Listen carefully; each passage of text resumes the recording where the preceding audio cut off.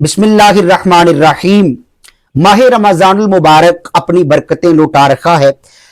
ایک بڑی اہم بات میں آپ سے آج شیئر کرنا چاہتا ہوں۔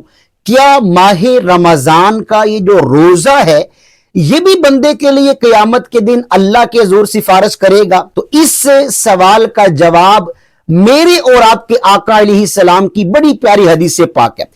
نبی کریم علیہ السلام کی اس حدیث کو بے شمار محدثین نے بلکہ صحیح ستہ کے اندر بھی نقل کیا گیا۔ ایک مقام پہ اللہ کے سونے محبوب علیہ السلام جلوہ فرما تھے، صحابہ کرام موجود ہیں۔ میرے مصطفیٰ کریم علیہ السلام نے فرمایا الصیام والقرآن یشفعان للعبد یوم القیامہ۔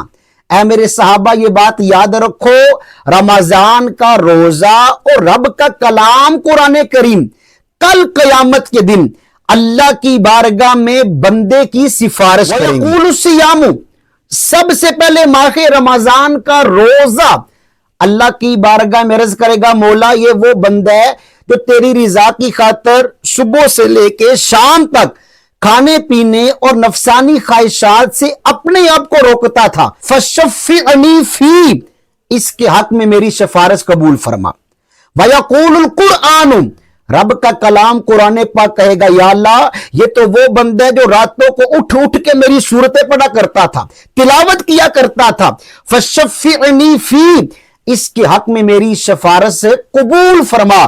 اللہ تعالیٰ کیا کرے گا؟ میرے آقا فرماتے ہیں، حدیث پاک کے جملے ہیں، فَيُشَفَّعَانِ، اللہ دونوں کی سفارشوں کو اپنے دربار میں قبول فرما لے گا۔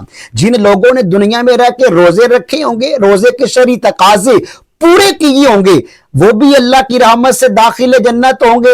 اور جنہوں نے قرآن پاک سے دل لگایا ہوگا، تعلیمات قرآن کریم کے مطابق زندگی کے دن، زندگی کی راتیں گزاری ہوگی، انشاءاللہ وہ لوگ بھی جنت میں داخل ہوں گے۔ اللہ تبارک و تعالی ہمیں رمضان سے بھی پیار نصیب فرمائے اور کلام مجید قرآن کریم سے بھی محبت نصیب فرمائے۔